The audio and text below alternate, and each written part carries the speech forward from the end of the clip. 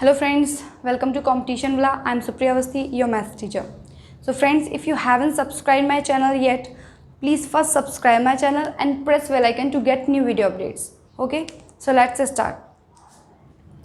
मैं आप लोग को प्रीवियस वीडियोस में आपको मैंने बताया था, अगर हमको 3 टर्म दिए हुए हैं A, B, C, R in AP, जब बात कर रहा है AP की, तो AP में हमारा ये जो बीच वाला टर्म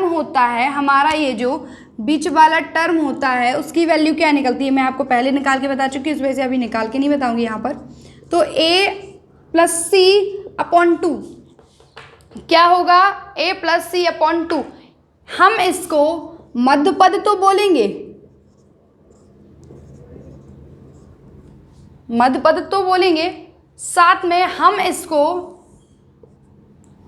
हो सकता है क्वेश्चन में हमसे मध्य पद ना पूछे, हमसे इस तरीके से पूछ ले, समांतर माध्य निकालिए, हमको 2 पद दे दे, 2 वैल्यूज दे दे और हमसे पूछे समांतर माध्य निकालिए, अरिथमेटिक मीन निकालिए, तो उसमें भी हमें यही फॉर्मूला लगाना है। जैसे कि अगर हमको देता है 19 एंड 16 दो टर्म है, अब हमसे बोलता है इन दोनों का क्या निकालिए, समांतर माध्य निकालिए। जब समांतर माध्य निकालने के लिए हमसे बोलेगा तो हम डायरेक्ट क्या करेंगे, 9 प्लस 16 अपॉन 2 हमारा आएगा 25/2। इसको हम लिख सकते हैं क्या, 12.5।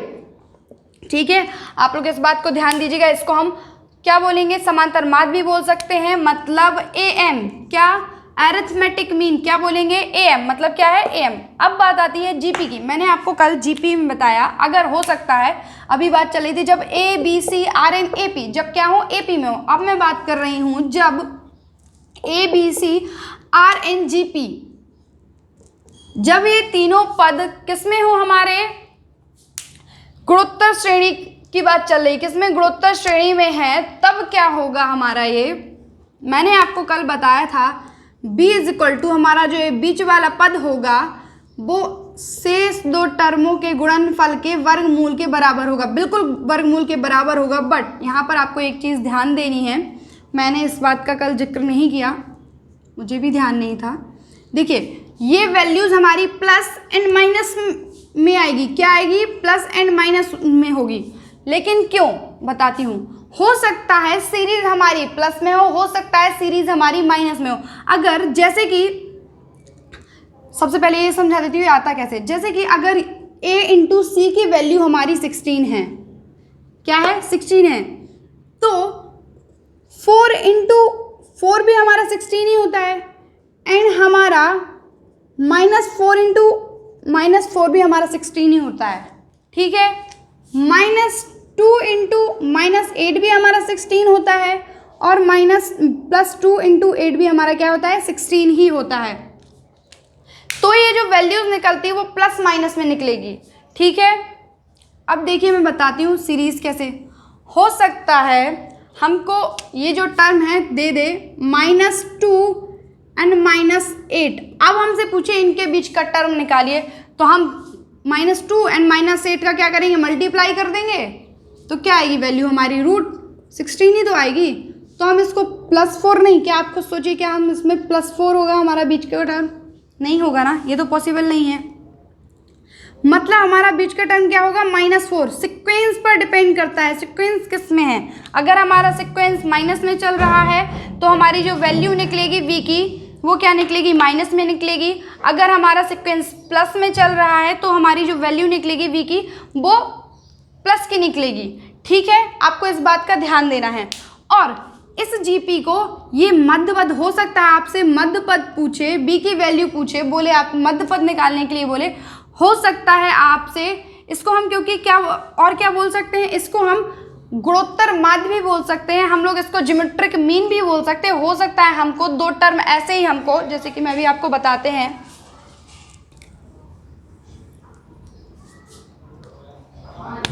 हो सकता है हमको 2 term they they 19 and 16, and हमसे फिर से बोले कि इनके बीच 2 टर्म क्या है, GP में है, तो हमारा गुणोत्तर माध्य निकालिए। क्या हमारा गुणोत्तर माध्य निकालिए। जब हमको गुणोत्तर माध्य निकालना है तो मतलब क्या है, GM क्या होगा हमारा, 9 × 16 क्या होगा, 9 × 16, 3 इंटू 4 क्या निकलेगा हमारा 12।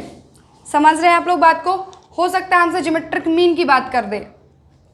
अब बात आती है हमारी, देखिए तीनों बात, अब बात आती है हमारी अगर A B C are in H P, harmonic progression, हरात्मक श्रेणी की बात कर रही हूं मैं तो अब इसमें स्पेशल बात क्या है, अगर हमसे बोला गया है A B C are in H P, इसका मतलब है, इसका मतलब क्या है, सबसे पहले मैं आपको बता देती हूँ। इसका मतलब है 1/a 1/b and 1/c are in A P.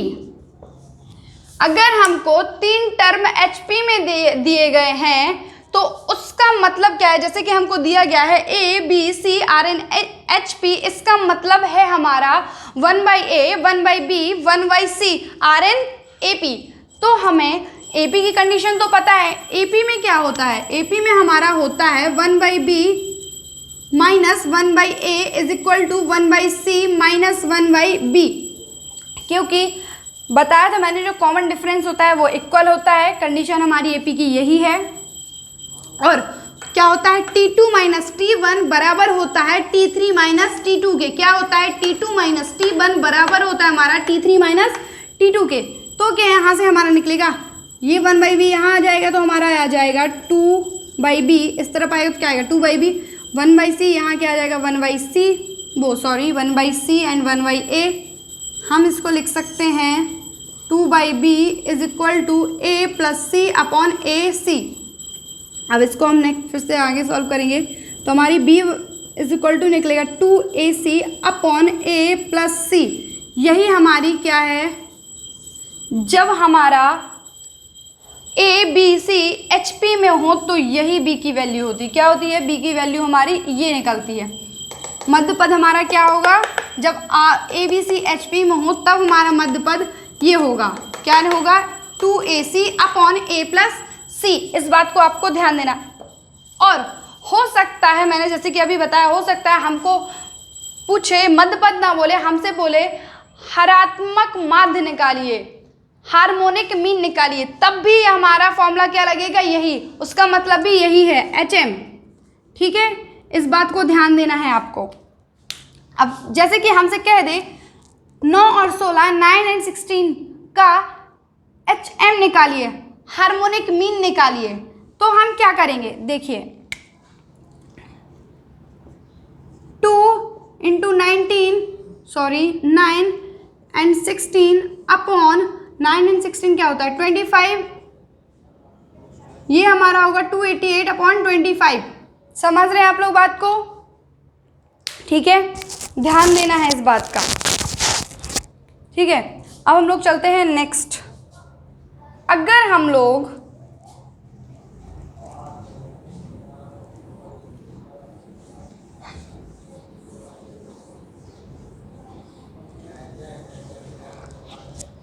हमसे बोल दे एक कंडीशन, नोट लिखिए, देखिए नोट क्या, पहले आपको बताती हूँ कैसे। अगर हम AM मल्टीप्लाई क्या करते हैं HM, तो हमारा क्या निकलेगा देखते हैं। देखिए AM अरिथमेटिक मीन में क्या होता है हमारा A plus C upon 2 and हमारा हार्मोनिक मीन में क्या होता है हमारा 2AB upon A plus C। अब जब इन दोनों का मल्टीप्लाई करेंगे, देखना हमको मिलेगा क्या, देखना ये A प्लस सी से A प्लस सी गया, इस 2 से ये 2 गया, ये हमारा क्या है A इंटू बी है, A इंटू बी नहीं, सॉरी यहाँ पर A इंटू सी होगा, ये A इंटू सी, क्या A इंटू सी है, क्या ये हमारा GM का होल स्क्वायर है, बिल्कुल है। मैंने आपको बताया था GM में कंडीशन क्या होती है, GM में हमारा निकलता है रूट AC, क्या निकलता है B is equal to root AC, क्या होता है रूट AC। तो क्या ये हमारा A प्लस सी AC जी, इसको हम AM टू HM, क्या हम इसको GM का होल स्क्वायर लिख सकते हैं, बिल्कुल लिख सकते हैं।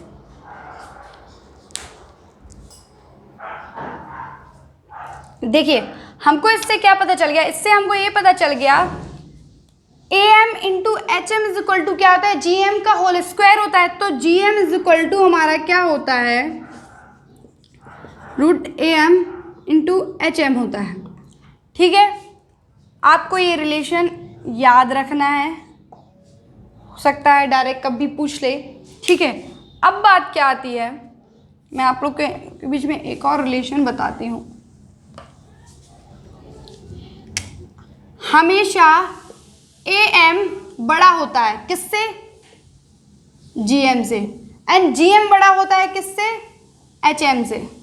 ठीक है, बट कंडीशन क्या है, देखिए सिर्फ एक ही बात नहीं हो, अगर हमारे सभी टर्म सेम है, डिफरेंस हमारा क्या कर दे, जीरो कर दे। अगर डिफरेंस जीरो कर दे तो हमारा A M, G M, H M क्या होगा, बराबर होगा। जाहिर सी बात है, अगर ये तीन टर्म है हमारे ए बी सी, ठीक है, वो अगर ए एम में है, मतलब ए एम निकालेंगे, अगर इसका ये बीच वाला टर्म निकालेंगे तो भी हमारा बी ही निकलेगा, और तीनों इक्वल हैं। जब तीनों इक्वल हैं, ए बी सी हमारे तीनों इक्वल हैं, तो हमारा यही निकलेगा। समझ रहे हैं आप लोग बात को? रुको फिर से अच्छे समझाती हूँ, और आपको समझ में नहीं आ रहा होगा। मेरा मतलब है, अगर जैसे कि हमको सीरीज दी गई है 2, 2 एंड 2।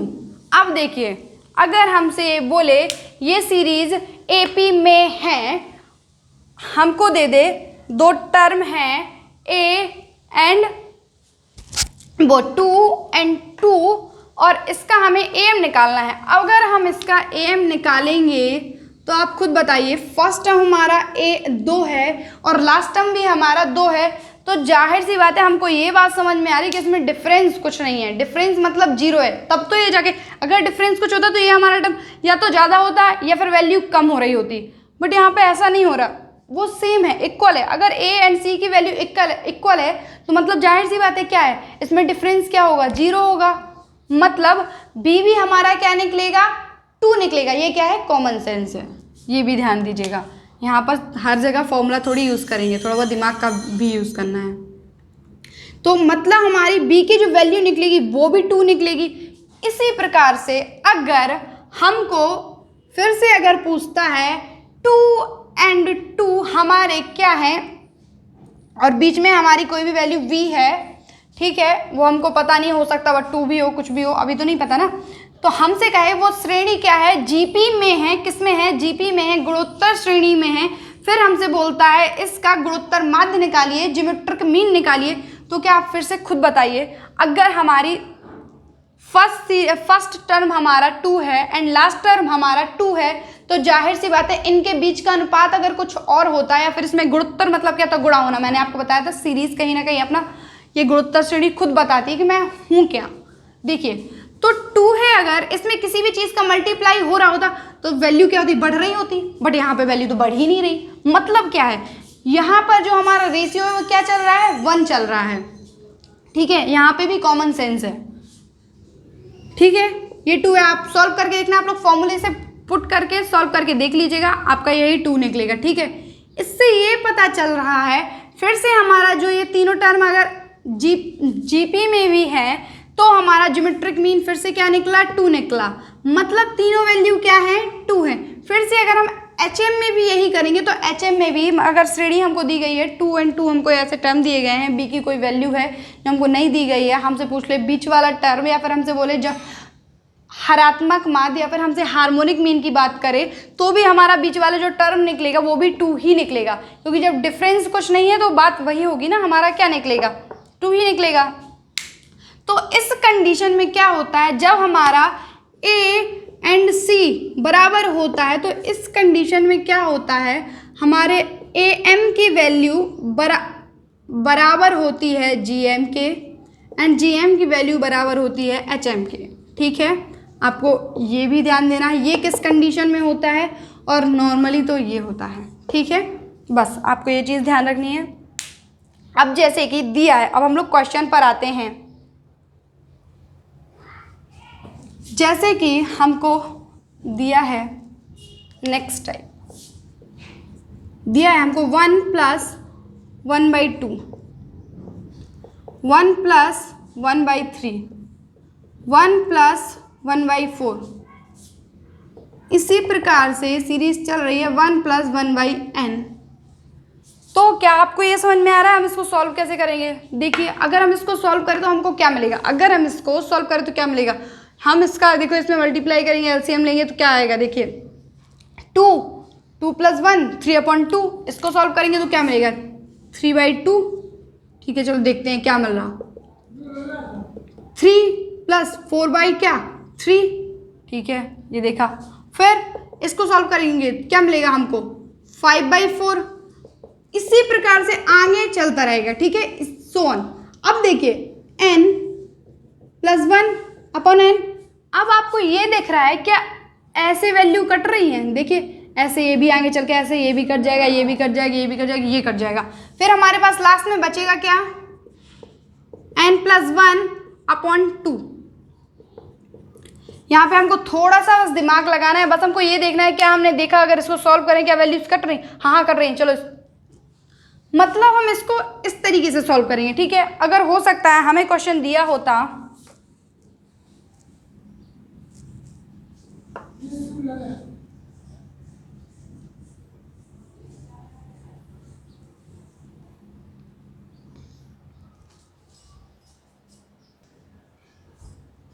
देखिए हमारे सामने क्वेश्चन है 1 + 1/x + 1 into 1 + 1/x + 2 into 1 + 1/x + 3। इसी प्रकार से ये सीरीज आगे चलती रहेगी और हमारा लास्ट टर्म क्या है? 1 + 1/x + n। तो फिर से हम इसको सॉल्व करेंगे। देखिए क्या आएगा हमारा? x + 2/x + 1। अब देखिए क्या आएगा हमारा? x + 3/x + 2। देखिए इसको सॉल्व करेंगे क्या आएगा? x + 4/x + 3। इसी तरीके से हम आगे सॉल्व करते रहेंगे। इस तरीके से हमको x + 5/x + 4, इसी तरीके से सीरीज हमको मिलती रहेगी। अब आगे देखिए लास्ट में हमारा क्या है? x + n + 1 क्या आएगा? x + n। ठीक है, अब देखिए टर्म इसमें कट कैसे रहे हैं? देखिए टर्म ऐसे कट रहे हैं। देखिए मतलब आगे चल के जो लास्ट वैल्यू होगी वो x + n कट जाएगा। हमारा बचेगा क्या? x + n + 1/x + 1। यहाँ पे मैंने आपको सॉल्व करके क्वेश्चन बता दिए हैं। ये सीरीज, इस टाइप की सीरीज में कोई फॉर्मूला कोई ट्रिक नहीं है, बस हमको थोड़ा सा दिमाग लगाना। बस मैंने आपको बता दिया, एक व्यू दे रही हूँ कि इस तरीके से ये वाले क्वेश्चन इस तरीके से सॉल्व होते हैं, क्योंकि हमको सॉल्व करके ट्राई करना है। कहीं ना कहीं जब हम सॉल्व करते हैं कहीं ना कहीं वो कटते हैं सारा। ठीक है, समझ गए आप लोग बात को? अब जैसे कि हमारे पास नेक्स्ट क्वेश्चन है,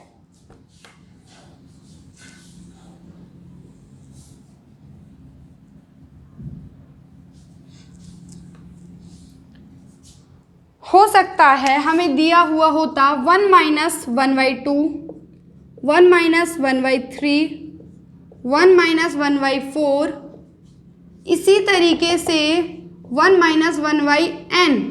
ठीक है, ध्यान देना है। इसको हम सॉल्व करेंगे तो क्या मिलेगा? देखिए 2, यहाँ पर 2 है, सॉरी सॉल्व। आप देखिए यहाँ पर क्या मिलेगा हमको? 1/2 इंटू देखिए क्या मिलेगा? 2/3। इसको सॉल्व करेंगे तो 1/2 इंटू 2, इसको सॉल्व करेंगे तो 2/3, इसको सॉल्व करेंगे हमें तो मिलेगा 3/4। इसी प्रकार से हमारी ये सीरीज चलती रहेगी। आगे हमको क्या मिलेगा?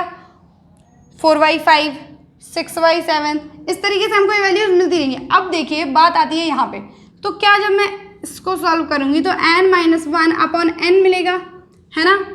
तो अब देखिए इसमें वैल्यूज कैसे कट रही? इसमें वैल्यूज देखिए ऐसे कट रही हैं, इस तरीके से ये वैल्यूज कटती रहेंगी। ठीक है, अब देखिए क्या हमारा 1/n बचेगा? आंसर क्या बचे होगा हमारा? ये, क्योंकि ये सारी बीच की जो वैल्यूज ये सारी कट जाएंगी हमारी, है ना? हमारा यहाँ पे अपॉन में क्या बचेगा? n बचेगा, सारी चीज़ें क्योंकि मल्टीप्लाई में है। इसी तरीके से 1/n क्या होगा? हमारा आंसर होगा। अब देखिए नेक्स्ट क्वेश्चन है हमारा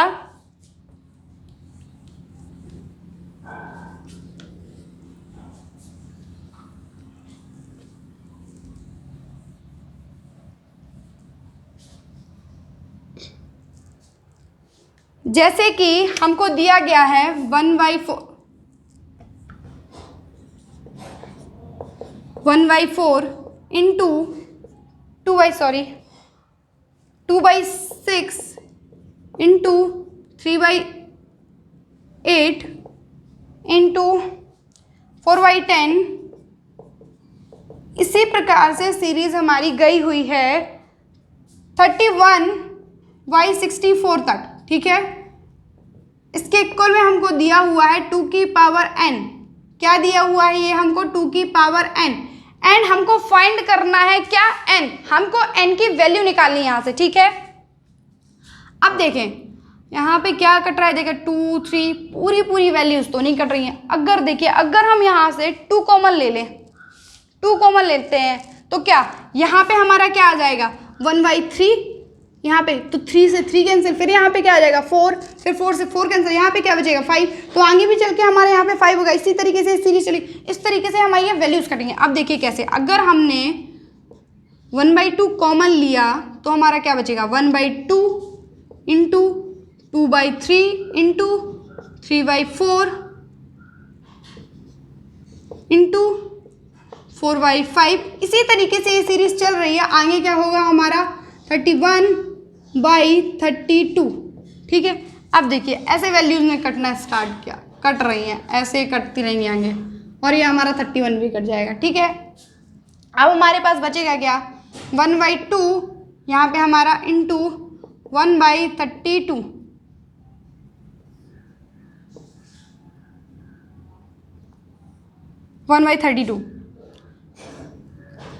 और इक्वल में क्या है हमारा 1/2 की पावर n है। हमको n की वैल्यू फाइंड करनी है ना।